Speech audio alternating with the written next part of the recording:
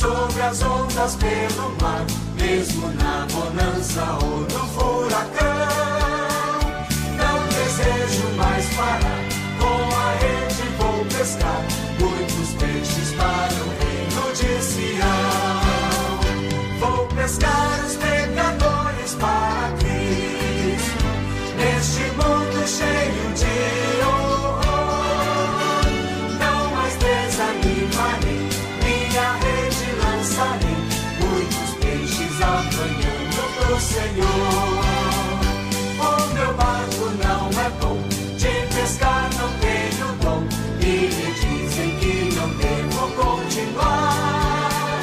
Mas Jesus me quis mandar, e por isso vou pescar, até que Ele se atrase em me chamar. Estou orando para os montes, eu vou de Deus, não dia das montes, Ele não descansa, Ele para descansar, Ele na terra é protetor do céu.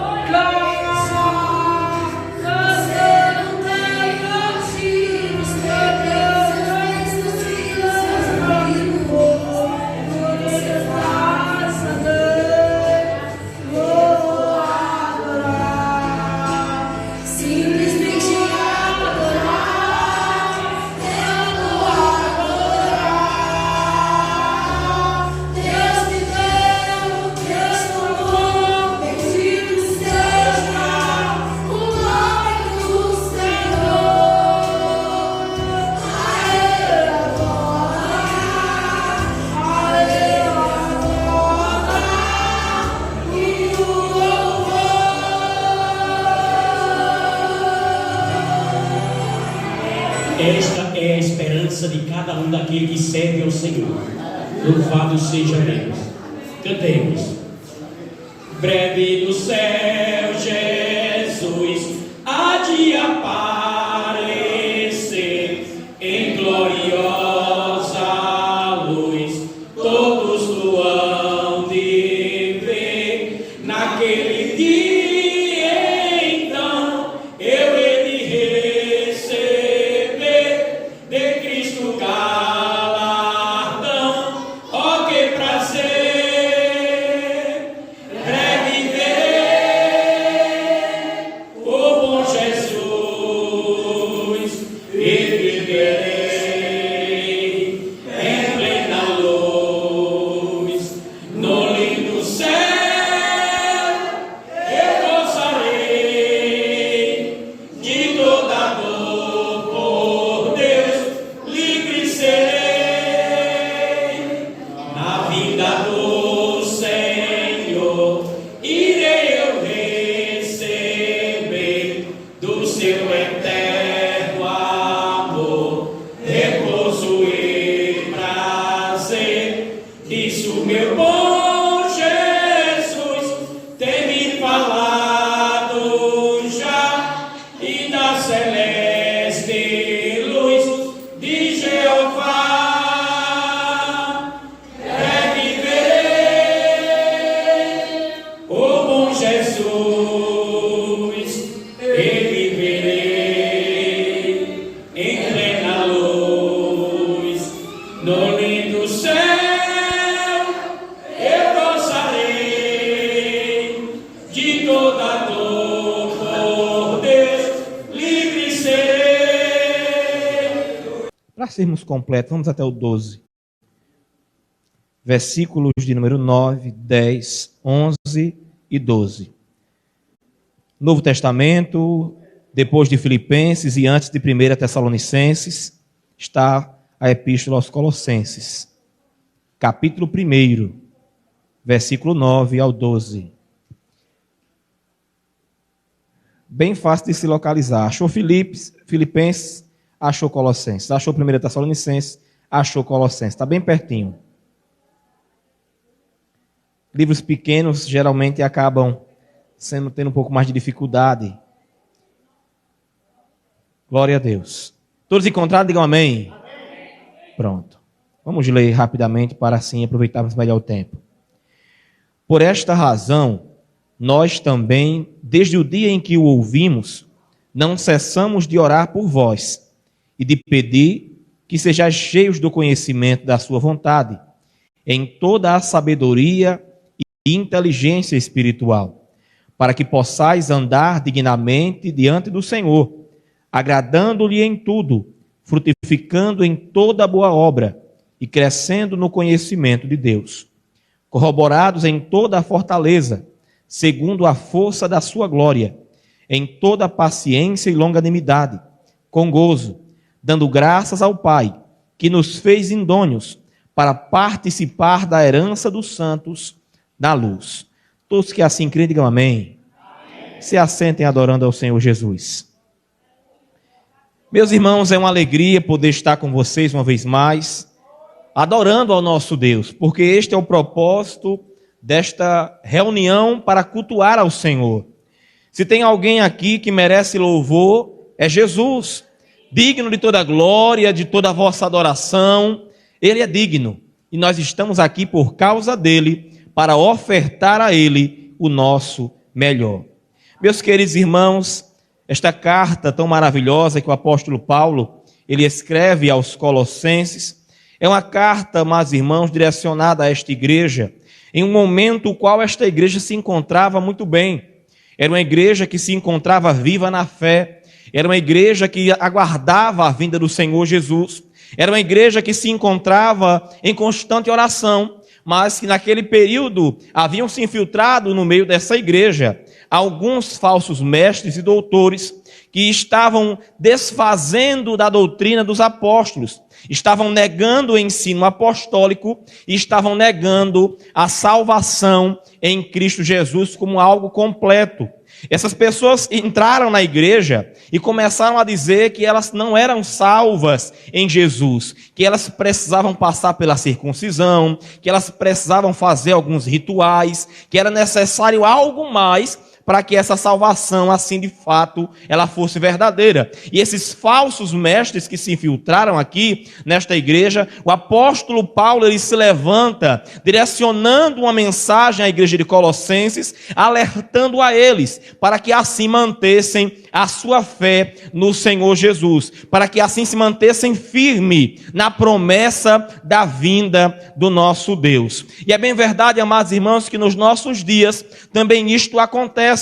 Existem diversas pessoas que entram na igreja, que até dizem fazer parte da igreja, mas que tentam persuadir alguns a entrar em falsos ensinos, a viver uma vida diferente daquela que a Bíblia Sagrada nos direciona a levar. O apóstolo Paulo, ele passou cerca de 3 anos trabalhando para a preparação e implantação desta igreja aqui de Colossenses. E na sua saída, essa igreja, irmãos, foi uma das que mais foram preparadas pelo apóstolo Paulo. Foi a que ele mais passou tempo com as pessoas, instruindo os obreiros, instruindo a igreja em toda a verdade, para que eles fossem fortalecidos no Senhor. O versículo de número 1 e número 2, do mesmo capítulo, nos chama a atenção porque esta carta é uma carta direcionada a um povo em particular. O destinatário primário desta carta, que é a igreja dos Colossenses, o apóstolo Paulo, ele faz algumas colocações que são interessantes de se observar para se compreender isso. Ele vai dizer o seguinte: Paulo, apóstolo de Jesus Cristo, pela vontade de Deus, e o irmão Timóteo, aos santos irmãos fiéis em Cristo, que estão em Colossos, graça a vós e paz da parte de Deus, nosso Pai, e da do nosso Senhor Jesus Cristo. O apóstolo Paulo, no versículo de número 2, ele faz distinção dentro da igreja. O apóstolo Paulo direciona esta carta, essa mensagem, àqueles que são santos, àqueles que são irmãos de verdade, àqueles que são fiéis em Cristo e que estão em Colossos. Quando o apóstolo Paulo ele faz essa definição de irmãos, de fiéis em Cristo e de santos, o apóstolo Paulo está usando de uma abordagem para aquele crente que ouve a palavra e guarda. Ele está usando essa abordagem para dizer: você que tem permanecido fiel, guardado a palavra, guardado a sã doutrina, essa carta é para você. Essa mensagem é direcionada aos fiéis da igreja em Colossenses. Esta carta também é direcionada aos fiéis da igreja do Senhor na congregação do São João. E por que o apóstolo Paulo ele faz isso, irmãos? É porque de fato havia aqui falsos irmãos no meio da igreja. Haviam pessoas com propósitos diferentes do propósito do evangelho. Haviam pessoas que até tinham aparência, presbítero Edilson, tinham aparência, até se comunicavam como se fosse ovelha, mas na verdade eram lobos infiltrados no meio da igreja. Eram homens perversos, com pensamentos perversos, e tudo aquilo que eles queriam fazer era desviar as pessoas da verdade. Mas o apóstolo Paulo já faz distinção. Por quê? Porque rebelde não ouve palavra. O rebelde rejeita toda boa doutrina. Os falsos irmãos não dão ouvidos à palavra da verdade. O pastor pode pregar aqui a semana inteira, tentando corrigir um problema. Se no meio da igreja houver algum problema, e a pessoa que está envolvida com esse problema, ele não é fiel a Cristo, ele não é o irmão verdadeiro, ele nunca vai dar ouvidos. Porque a palavra de Deus, irmãos, ela precisa encontrar morada em coração. Essa semente precisa encontrar lugar para crescer. O próprio Senhor Jesus, se direcionando aos fariseus, ele vai dizer: vocês querem me matar. E eles disseram: mas como? Porque a minha palavra não entra em vocês. Aonde a palavra de Deus não entra, irmãos, é justamente porque é um coração endurecido. E muitos desses falsos mestres que se infiltravam na igreja, eles não queriam nada com Cristo. Queriam status, como nos dias de hoje. Muita gente que até na sua nomenclatura antes do nome, de presbítero, de pastor, de evangelista e de ministro e de etc.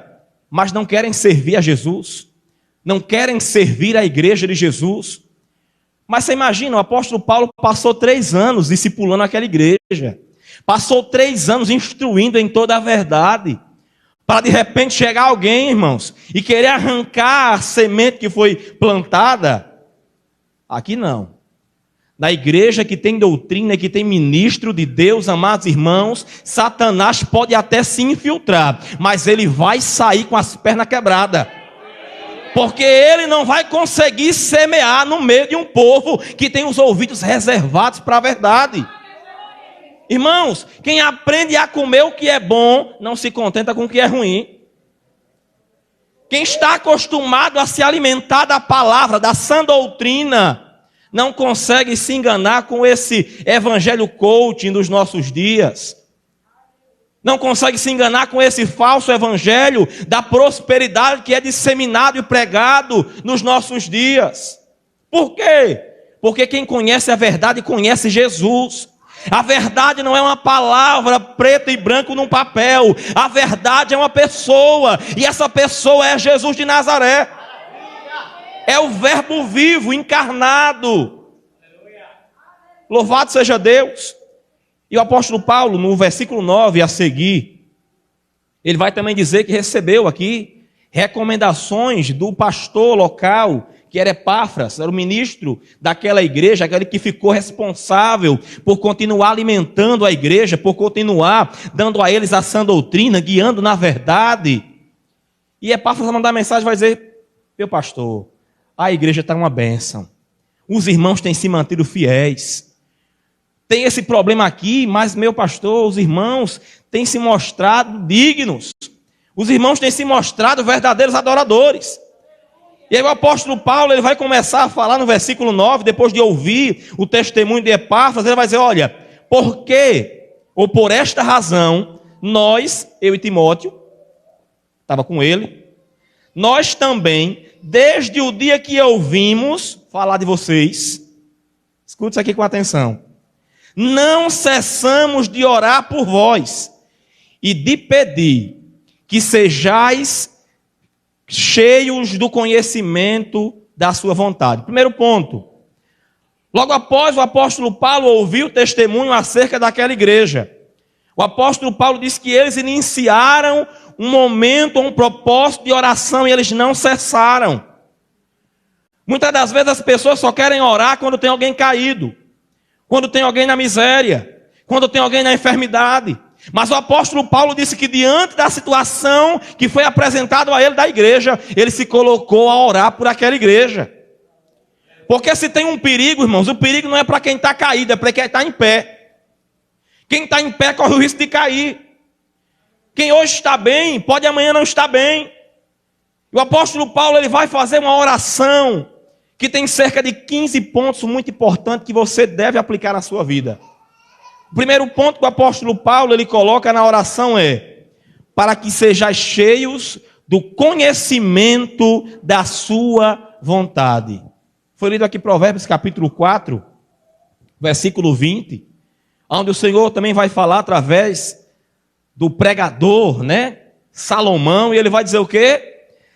Atentai para as minhas palavras. Filho meu, atenta para a minha lei, para a minha palavra, para o meu ensino, para a minha instrução.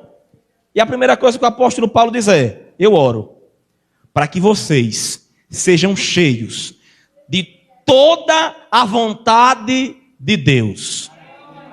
O conhecimento da vontade de Deus. E por quê, irmãos? É importante saber o que é que Deus tem para você? É importante saber o que Deus tem na vida da comunidade, da igreja? O apóstolo Paulo aqui, quando ele vai falar isso, ele está dizendo, sabe o quê? Eu oro para que vocês sejam completos, acerca do conhecimento da vontade de Deus, para que vocês não tenham falta de conhecimento algum acerca da vontade dele. Por quê? Como é que eu posso obedecer a algo que eu não conheço, irmãos? Como é que eu posso fazer alguma coisa que não tenho entendimento acerca daquilo? É impossível. Eu preciso primeiro adquirir o conhecimento da vontade. Então o apóstolo Paulo está orando aqui, dizendo: irmãos, eu quero que vocês sejam completos, eu quero que vocês compreendam, entendam muito bem qual é a vontade de Deus ao seu respeito, qual é a vontade de Deus a respeito da sua família, qual a vontade de Deus a respeito da igreja local aqui no São João, qual a vontade de Deus a respeito da igreja na cidade de Itabaiana, no Brasil, em Sergipe, no mundo. Qual é a vontade de Deus? Irmãos, Deus tem um propósito particular na sua vida e também coletivo. Mas nós precisamos saber. Nós precisamos buscar a Deus e pedir a Deus: Deus, eu preciso saber. E para que eu quero saber? Para viver.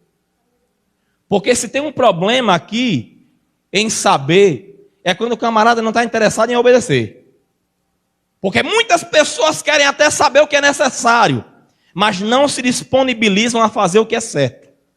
Não se disponibilizam a obedecer à voz de Deus. E eu te pergunto: que prazer tem o Senhor em revelar a sua vontade a quem porventura não lhe dará ouvidos e obedecerá?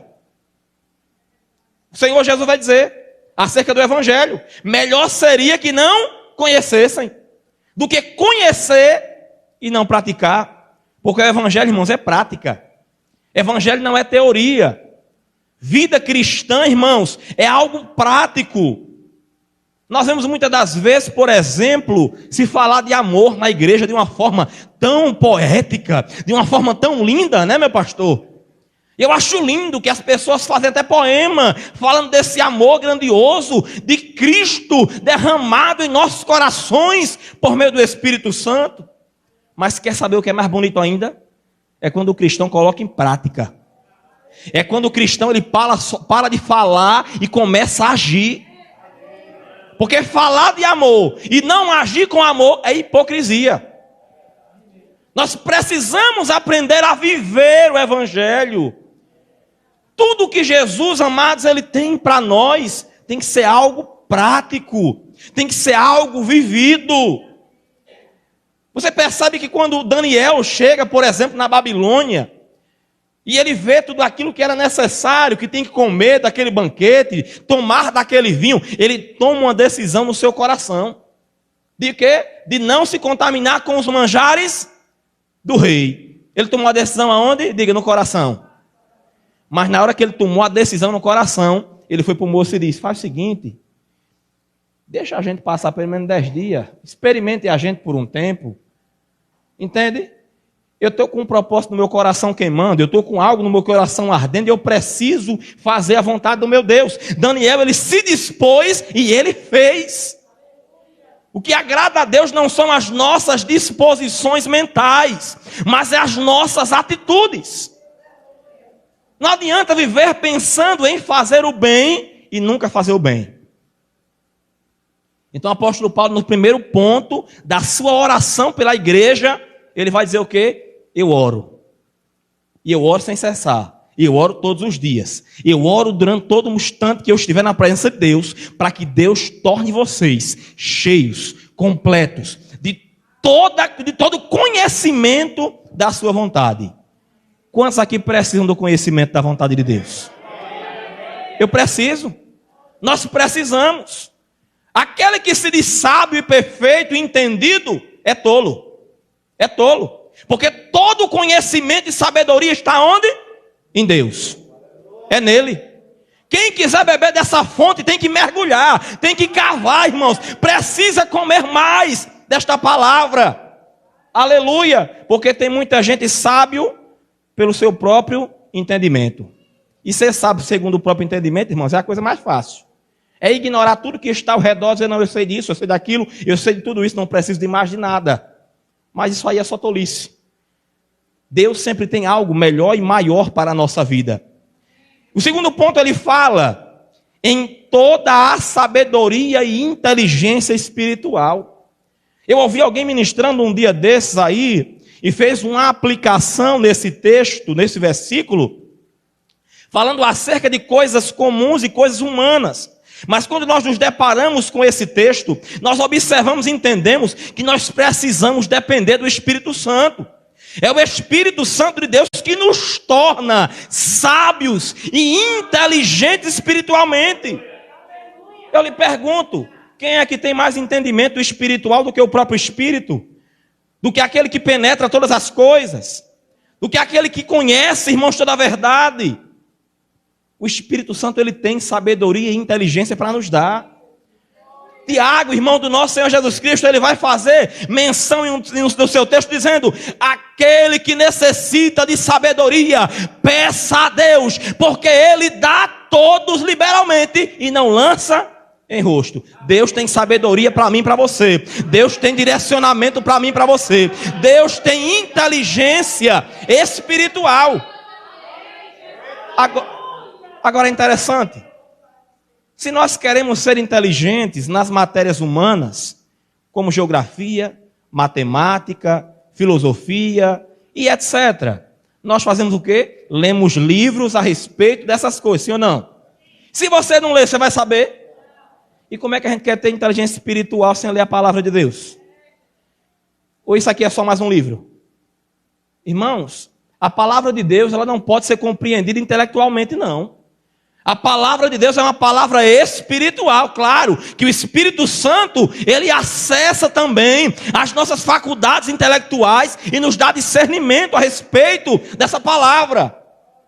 Mas isso aqui, eu conheço vários ateus que já leram de capa a capa 2, 3, 4, 5 vezes e continuam não crendo em Deus. Mas muitos de nós não tínhamos lido nem nada ainda. E no momento que nós ouvimos falar de Cristo, do amor de Jesus, da obra que Ele fez por nós, nós cremos, levantamos a mão, confessamos Ele como Senhor e Salvador e entendemos que Ele é suficiente. Você percebe, irmãos? Nós precisamos ter um relacionamento verdadeiro com o Espírito Santo de Deus. Porque o pentecostalismo que tem sido vivido e evidenciado nos últimos dias não é o que eu conheço. Não é o de Atos 2. Não é o histórico que vem trazendo grandes avivamentos. Não é esse, não. As pessoas têm perdido a comunicação, o relacionamento com o Espírito Santo de Deus. Têm trocado esse relacionamento com a pessoa bendita do Espírito Santo por qualquer coisa. Você precisa retomar o seu relacionamento com o Espírito Santo. Irmão, como é que faz isso aí?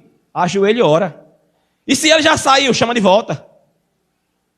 Ora, clama ao Espírito Santo de Deus. Vem, Espírito Santo, encha a minha vida. Tira de mim toda a sujeira, todo o pó, toda a cinza, e acende a chama em mim novamente. Aviva a minha vida, Espírito Santo. Nós precisamos, amados, clamar pelo socorro do Espírito. O Espírito Santo tem socorro para a nossa vida. Versículo de número 10. Para que possais andar dignamente diante do Senhor. O apóstolo Paulo orava por esse propósito, pastor. Apresentando a igreja, dizendo assim: ô Senhor, capacita teus filhos para que eles possam andar dignamente diante do Senhor. Irmãos, essa dignidade aqui é uma dignidade que se reflete no caráter de Cristo aplicado na minha e na sua vida. Eu lhe pergunto, o que foi que Jesus já mudou na sua vida? Eu lhe pergunto, a sua vida hoje é uma vida que aonde você passa o nome do Senhor é engrandecido por conta da obra que Ele fez na sua vida? Nós precisamos querer isso para nós. Isso aqui não é querer você passar na rua e o povo está apontando assim, um homem santo, uma mulher santa, não. Você pode ser até alguém que ninguém fale nada, mas que olhe para a sua vida e tenha que reconhecer que Deus é Deus no céu, na terra, e que Ele mudou a sua vida. Mas tem gente querendo ser louvado. Se você passar, meu amigo, e não chamar pela nomenclatura do cabra, né? Pai, Senhor, Edilson. Não. Tem que ser pastor Edilson. Porque se não falar, irmão, tem muita gente por aí que está vendo isso aí, viu? Tem perdido a noção do que é a irmandade. Olha, essa fraternidade, essa comunhão que Cristo nos fez. Quando nós chegarmos no céu, nos encontrarmos com o Pai, lá não tem presbítero, lá tem sabe quem? O sumo pastor. Os demais são filhos e filhas do rei. Aleluia! Ministério se encerra aqui na terra. Nós precisamos nos respeitar como irmãos.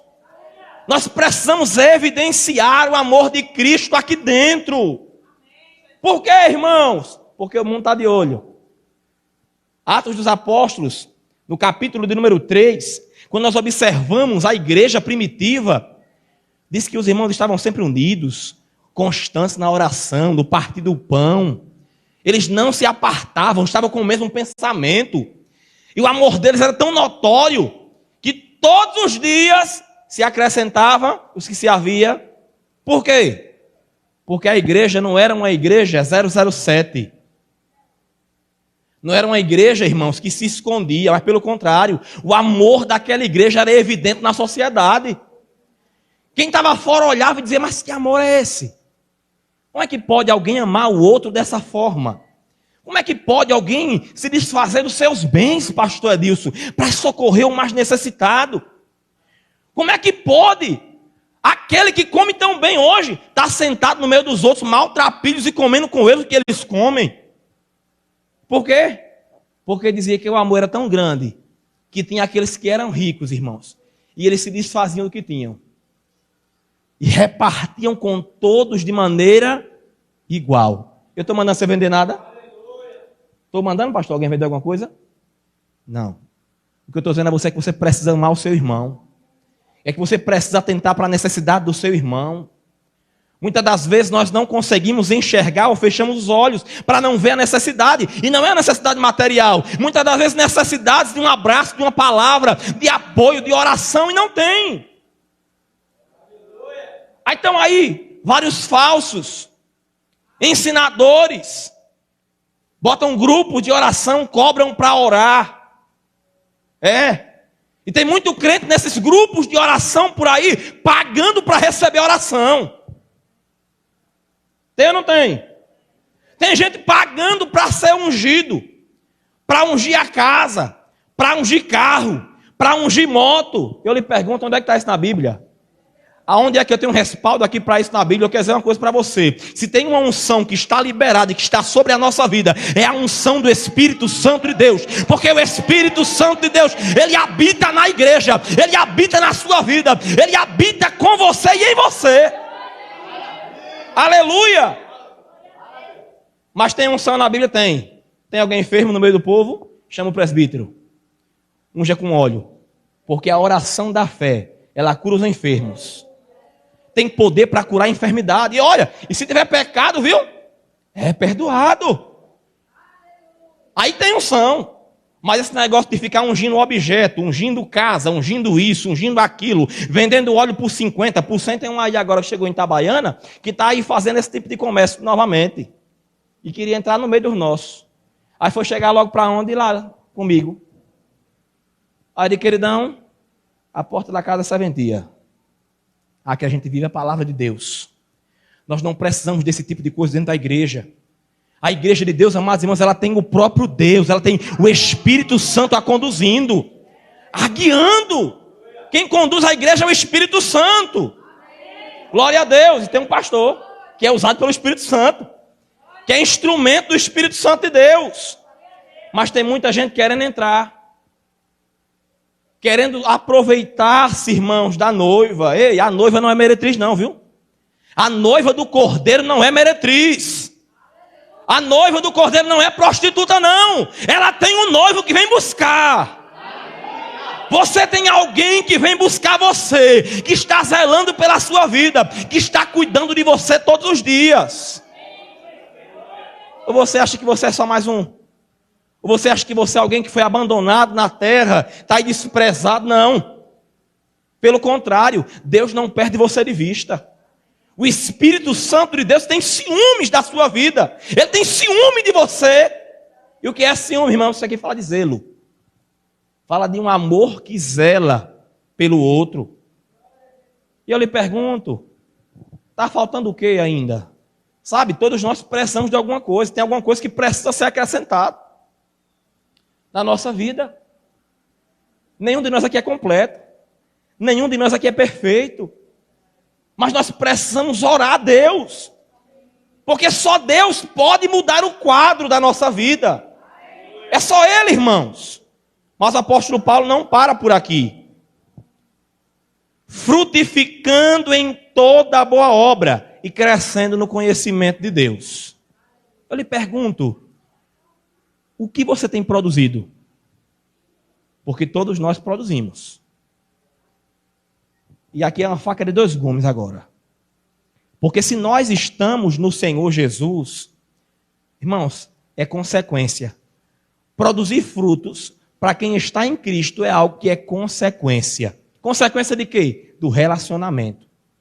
Porque estar em Cristo é se relacionar com Ele, é depender dEle, é amar Ele acima de todas as coisas, é entender que o amor dEle por você é tão poderoso que Ele se deu por você.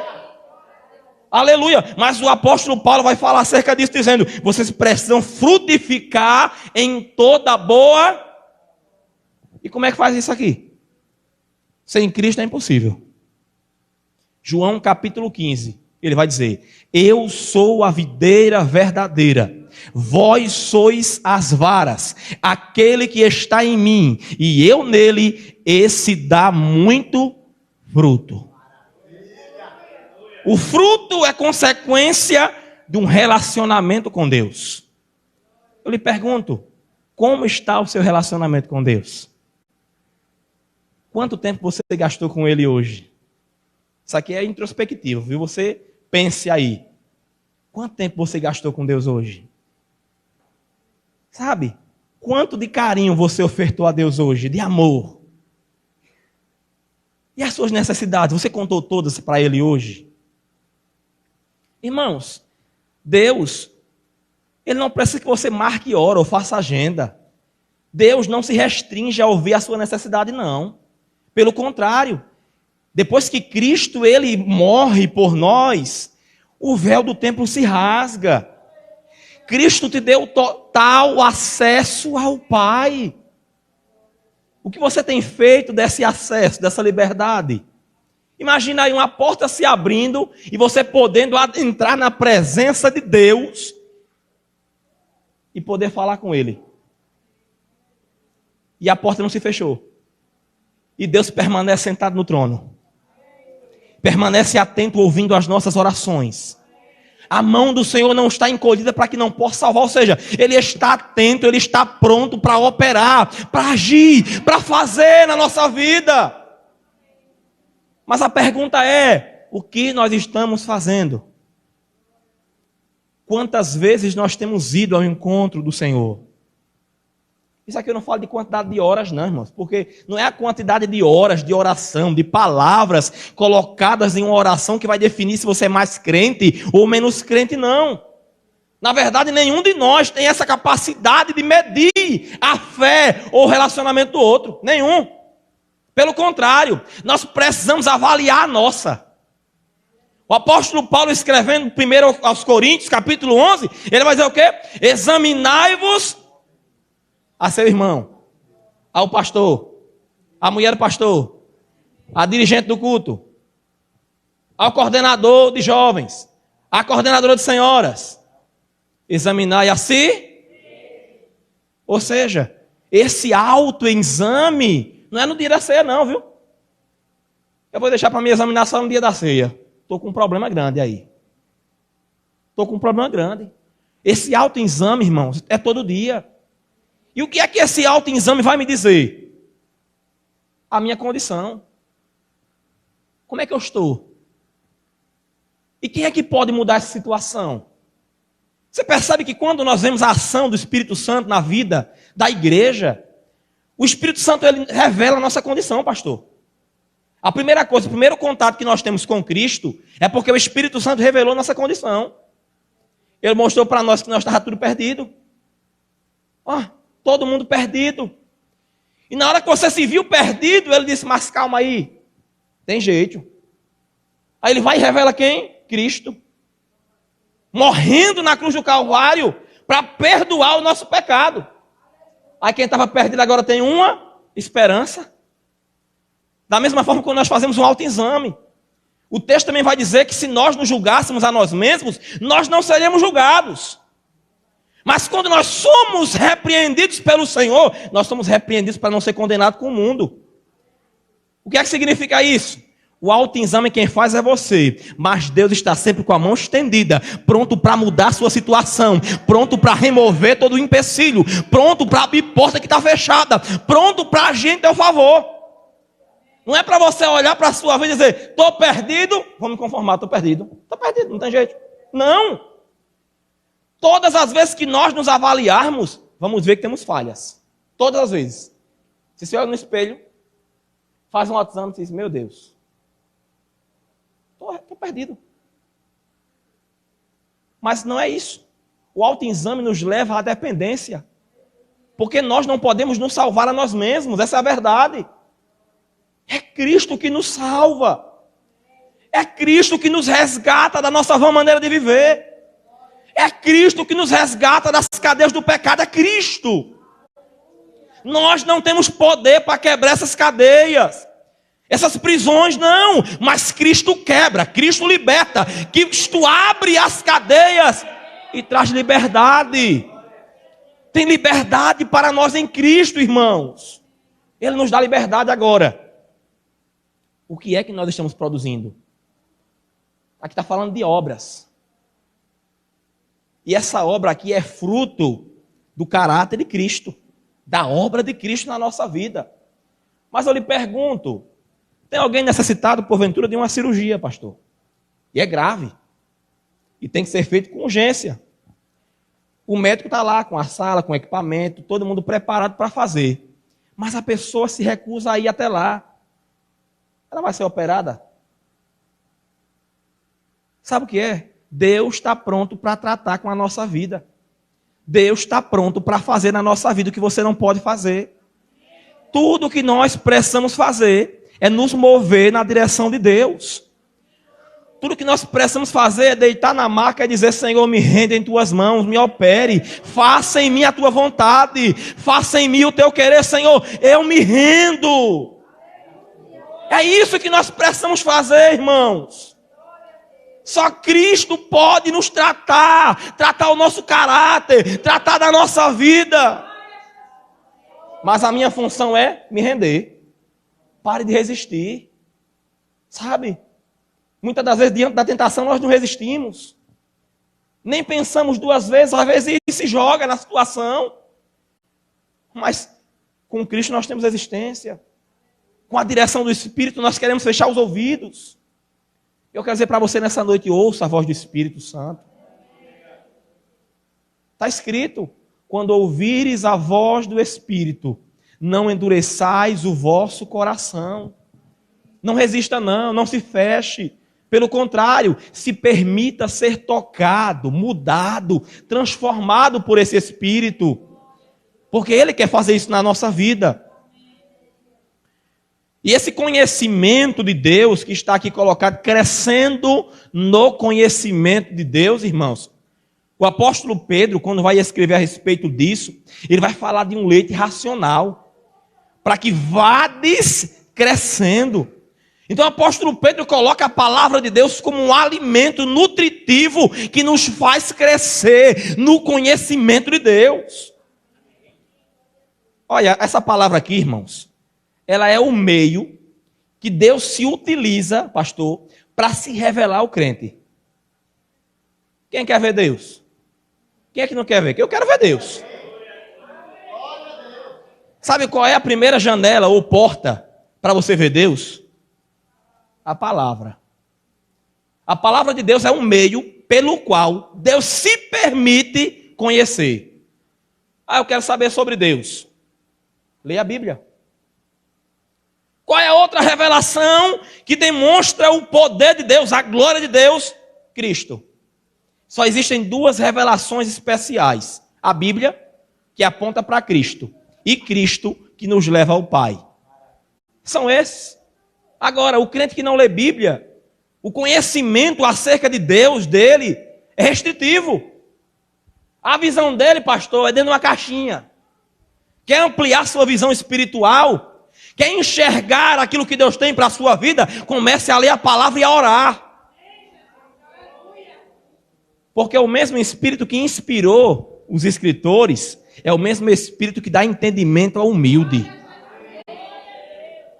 Às vezes você não tem condição de fazer um curso teológico para se aprofundar, mas o melhor professor, irmãos, não cobra nada.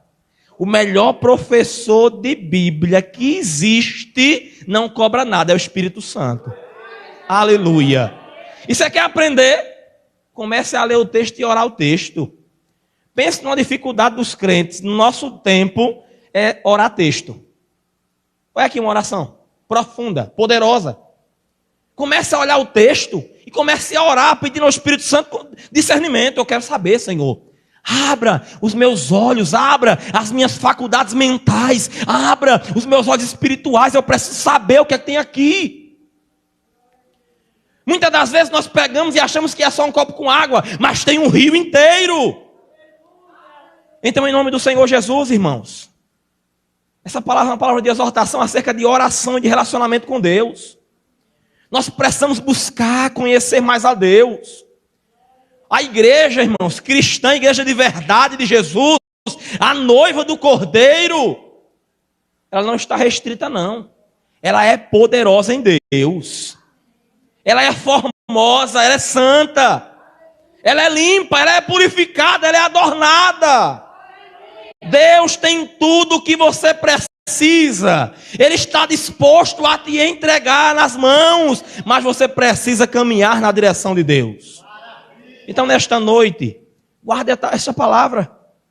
Avalie, por exemplo, esse texto. Comece a observar realmente que esses pontos que aqui foram lidos são pontos que valem para todo mundo, viu? Para quem é crente, para quem não é crente. Porque todo ser humano precisa chegar ao conhecimento da vontade de Deus. Todo ser humano. Todos. Porque qualquer ser humano que conhece a vontade de Deus, entende-a, e é capacitado pelo Espírito Santo, vai servir Jesus. Não tem ponto de correr, não. Chegou no conhecimento de Deus, tem que servir Jesus. Não foge. Não se limita à religiosidade, não, viu? A palavra de Deus não nos leva a uma vida de religiosidade, mas a uma vida de liberdade em Cristo. Aleluia. Não permita que as portas da religiosidade te impeçam de enxergar a face de Jesus. Mas busque Jesus. Busque o Senhor, busque a sua palavra, ore, clame a Ele. Peça entendimento, peça sabedoria. E para encerrar. Corroborados em toda fortaleza, segundo a força da sua glória, em toda paciência e longanimidade com gozo, dando graças ao Pai que nos fez idôneos para participar da herança dos santos na luz. Corroborados fala de capacitados. O apóstolo Paulo está orando aqui, irmãos, dizendo assim, que vocês sejam capacitados. Que a igreja do Senhor precisa receber essa capacitação, toda essa fortaleza. Fortaleza fala de proteção. Deus tem proteção sobre a sua vida. Ele é a nossa fortaleza, queridos. Segundo a força da sua glória. Cristo. A força da glória. Em Cristo Jesus, irmãos, está toda a glória do Pai. A glória do Deus Trino manifesta, visível para todos aqueles que assim olharem para Ele. Abra os olhos. Olhe para Cristo. Olhe para o seu irmão com um olhar diferente. Nós somos uma comunidade, um povo só. Aqui ninguém é alguma coisa sozinho. Nós não somos igrejas sozinhos. Nós somos igrejas quando nós nos somamos. A igreja, irmãos, é o resultado da soma de todos os crentes, de todas as eras. Então entenda que você é alguém que faz parte da igreja de Cristo. Você é alguém que faz parte do corpo de Cristo. Comece a observar a vida do seu irmão, não querendo saber da vida dele como alguns fuxiqueiros, mas como alguém que se preocupa, que ora, que está disposto a ajudar. Essa é a nossa visão que tem que ter com o nosso irmão. É uma visão que se preocupa, uma visão que ama, uma visão que cuida. uns dos outros. Uma visão que levanta o caído. Uma visão que alegra o que está triste. Uma visão que tem consolo para o seu irmão. E se isso acontecer na sua vida, na sua família, na comunidade local, você vai ver o que Deus vai operar no meio desse bairro. Por quê? Por que Deus vai operar alguma coisa? É porque quando há unidade, quando a igreja de Deus ela está de maneira una, quando ela está vivendo o evangelho na maneira que Cristo direcionou, irmãos, a bênção do Senhor está sobre esta igreja. A glória de Deus se torna visível, aparente, pastor Adilson, através da igreja dele. Deus revela a sua glória através da sua igreja. E quem está lá fora olha e vê. Tem glória ali, viu? Tem glória. Não é barulho de glória não, tem glória de verdade. Olha a glória de Deus sobre aquele lugar, sobre aqueles irmãos. Então, deixe a sua vida ser um refletor dessa glória. Que o mundo possa saber que Deus ainda tem um povo reservado na terra e que Ele vem buscar a sua igreja. Versículo final. Dando graças ao Pai. Precisamos dar graça ao Pai todos os dias. Que nos fez sábios ou idôneos para participar da herança dos santos na luz. O arrebatamento vai acontecer. O Jesus que falou que vinha, ele vem. Porque até mesmo os anjos, no momento que ele subiu, desceu. Olhou para a cara dos discípulos tudo triste. E disse: varões, irmãos, por que vocês estão tristes? Esse mesmo Jesus que vocês estão vendo subir, ele descerá de novo. Não fique triste se a tua vida não está dando certo, se as coisas estão difíceis, se o casamento está no meio de uma luta. Jesus vai voltar. Ele vai tratar a angústia da sua alma, a aflição da sua alma. Então Paulo disse, precisamos orar, pastor, pela igreja, para que eles permaneçam firmes na esperança. Porque se você vir aqui todo dia e você perdeu essa esperança de que Jesus vem nos buscar e nos resgatar, a caminhada tem sido em vão. É uma caminhada vã. Jesus tem algo novo para a sua igreja. Jesus tem uma cidade pronta, preparada. Porque a canção diz que João viu a cidade sendo preparada, não é assim? Mas o Apocalipse nos mostra uma cidade pronta. O livro de Apocalipse revela uma cidade pronta, sendo adornada, endereçada a noiva. A cidade já está pronta, as mansões já estão prontas, mas o povo precisa estar pronto, porque aquele que preparou a cidade, ele vem buscar os moradores dela. Quem é morador da cidade celestial? Quem é morador da cidade celestial? Glorifique a Jesus, porque ele vem te buscar e vai te dar lugar nessas mansões celestiais. E eu sou grato por esta oportunidade em nome de Jesus. Amém, irmão? Vamos ficar de pé, irmãos. Nesse momento vamos fazer uma oração. Aleluia. Glórias a Deus pelos enfermos. Vamos orar, irmãos, pelos aqueles também que desejam o batismo com o Espírito Santo em nome do Senhor Jesus. Amém? Nessa oração, pode trazer a menina aqui para frente. Vou pedir para Ricardo impor as mãos sobre ela. Aleluia. Louvado seja o nome do Senhor. Para todos sempre. Quem mais deseja oração pode vir aqui para frente, irmão. Você que está enfermo, aleluia. Você que está enfermo, aleluia. Você que, aleluia, que é o batismo com o Espírito Santo, vem aqui à frente. Nós iremos orar por você agora em nome do Senhor Jesus, amém? Enquanto eu estou orando aqui, o presbítero Ricardo já vai estar ungindo vocês em nome do Senhor Jesus, amém? Aleluia. Louvado seja o nome do Senhor. Deus Todo-Poderoso, Criador dos céus e da terra. Neste momento, Senhor, nos colocamos diante da Tua presença. Senhor, nessa noite, ó Pai, já ouvimos hinos maravilhosos, no qual Deus, o Teu Espírito Santo, Ele te fez presente, ó Pai amado e querido. Senhor da glória, também nessa noite, Senhor, O teu Espírito Santo se fez presente, ó Pai, através, ó Pai, da mensagem poderosa da tua palavra. Essa palavra, Senhor, que é penetrante, essa palavra que é grandiosa, essa palavra, ó Pai, que é poderosa. E neste momento, ó Pai, eu quero repreender todo o mal. E neste momento, ó Pai, eu quero repreender toda força contrária, todo espírito contrário das trevas. Eu quero dizer para você, aonde você estiver agora, você vai ser, aleluia, cair por terra, em nome do Senhor Jesus. Deus amado, Deus querido, neste momento, ó Pai, Senhor da glória, direcionado pelo teu Espírito Santo, Pai, estou repreendendo agora todo o mal, todo espírito contrário, toda força negativa das trevas, eu estou repreendendo agora, no nome do Senhor Jesus. Deus Todo-Poderoso, Senhor da glória, vai movendo o Senhor, aleluia, vai movendo as forças espirituais do céu. Ó Pai amado, nos diz a tua palavra, que o Senhor, ó Pai, está, aleluia, ao redor, Senhor, daqueles que o temem. E eu tenho certeza, Senhor, que nesse momento o Senhor está presente nesse lugar, Pai amado, Senhor da glória. E eu te peço agora, Senhor dos senhores, Deus forte, Deus poderoso, aquele, ó Pai, que o inimigo tem atacado, aquele, ó Pai, que o inimigo tem colocado as suas mãos, ó Pai amado, tentando, ó Pai, entristecer as famílias. Eu quero dizer agora, no nome santo do Senhor, você vai cair por terra agora. Não estou pedindo,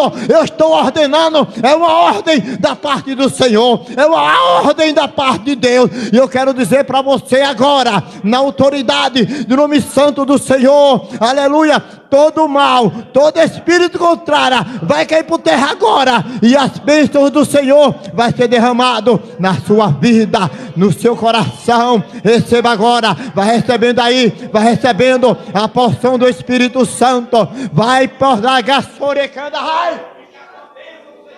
Hoje, Espírito de Deus, Espírito Santo, vai movendo agora, Pai, aqueles que estão enfermos, Pai, derruba por terra toda enfermidade, Pai, aqueles que estão com problema no coração, aqueles que estão com problema, ó Pai, no pulmão, aqueles que estão com problema, ó Pai, aleluia, na cabeça, aqueles que estão com problema no rim, Pai amado, aonde for no sangue, caia por terra agora, Pai amado, aqueles que ainda não são batizados com o Espírito Santo, Pai, vai enchendo agora, vai batizando agora, vai batizando agora, batiza com o Espírito Santo, Espírito Santo de Deus, vai batizando agora, Senhor, vai derramando da unção, vai derramando agora, derrama, vai, Senhor, vai fazendo um milagre, opera Deus agora, opera um milagre, Senhor, Pai, eu quero ouvir, aleluia, eu quero ver, Pai, eu quero ver, Senhor, o milagre acontecendo, eu quero ver, ó Pai, eu quero ver,